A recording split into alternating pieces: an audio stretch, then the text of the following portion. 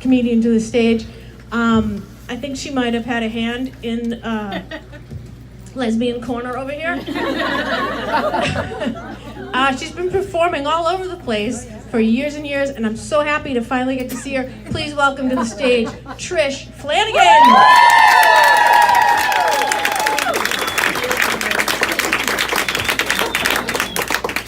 All right, because I'm an amateur, I have to have notes. I'm sorry.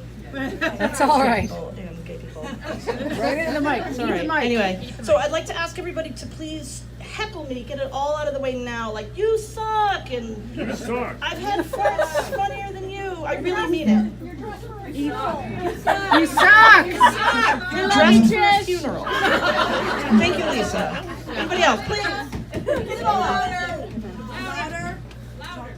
Oh, I have to turn. All right, I was hoping to hear more heckles, but that's all right. You're not talking loud enough. Okay, I've never heard that in my entire life. All right, well, I do that in order to... Your voice is crackly. You're good.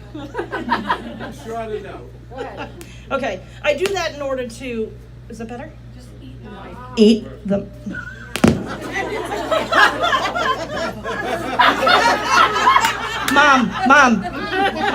Mom, turn around. You're missing something. Anyway, so I ask, hi, Rebecca. Hi, Rebecca's here. You have to go to the straight side? No, I ask people to heckle me all at the beginning because then my self-esteem can be low. Eat the mic. Okay, at the end of the show, I'd like to ask for some affirmations, like, you were funny, I wasn't sad while you were talking, so that I don't cry into my pillow. Again, I know. I'm sorry.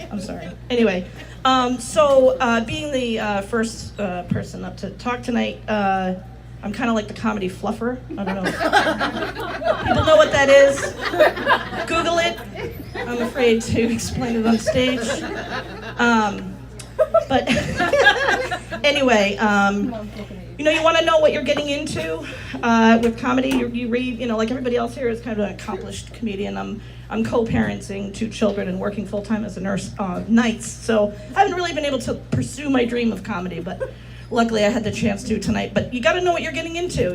I'm amateur, so it's like you go out to a menu, you go out to a restaurant, you look at a menu, you see what's there. I might be the vegan ice cream on your stand-up menu tonight. I'm sorry, Joe.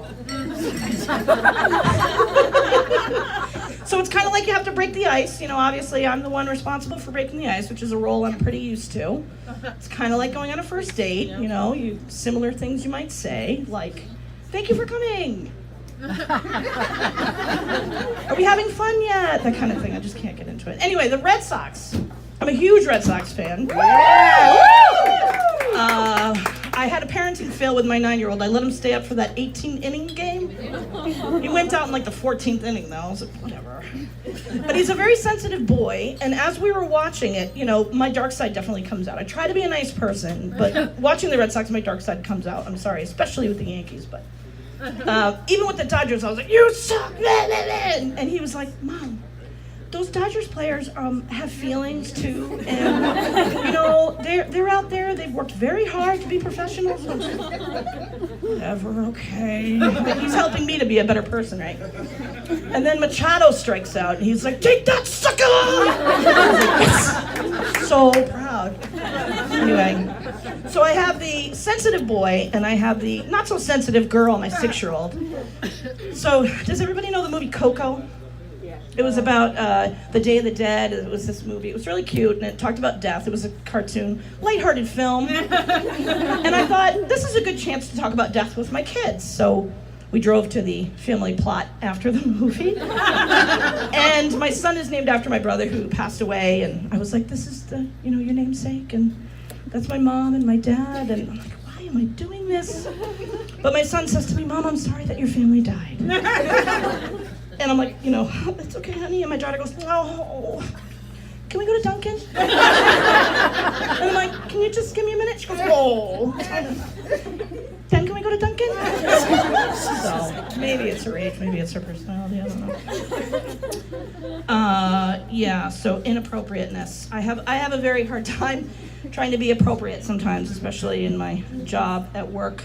I have one coworker here, which I'm very happy about. It's very nice. At least one person will get the nursey jokes, you know. Having a relationship with a patient, you have to very quickly get into an intimate relationship with them. And you might say, they say, so how long have you been here? And I say, oh, a couple of years. I'm just going to put this tube in your penis. And it's awkward, but it works. It cracks the ice pretty quick. My favorite are the old men. They kind of look at me and think, huh. On a nonverbal level, she doesn't sleep with men. I'm pretty sure. It doesn't even matter. Like, I'm wearing the same scrubs as Ann is, but they must know about my sensible shoes. I don't know what.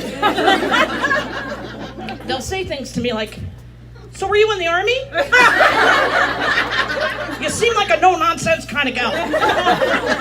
Are you married? No. Are you handy? Yes. I am. There's a whole bunch of stereotypes, by the way, about lesbians. We like sports. We drive Subarus. We like to camp. We like folk music. There's a lot, right? Just because they're all true with me doesn't necessarily mean that it's true for everybody.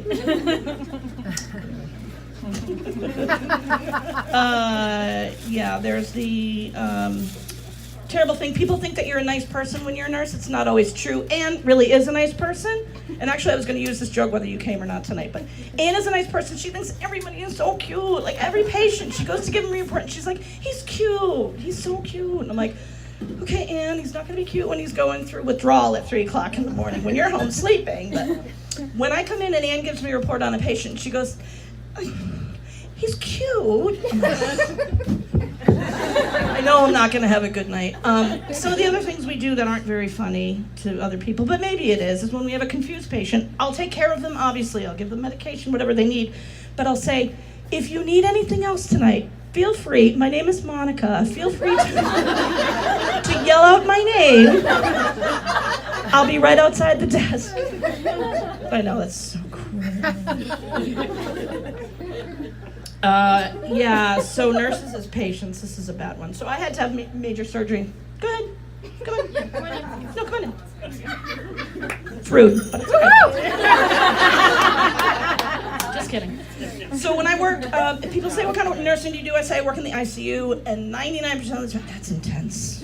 Like, yep, it's right there in the name. Right there in the name. As I'm getting older, though, I want to work in the lackadaisical care unit. You come up, I have my back turned to you, you come up, you're carrying your IV pole, your ass is hanging out.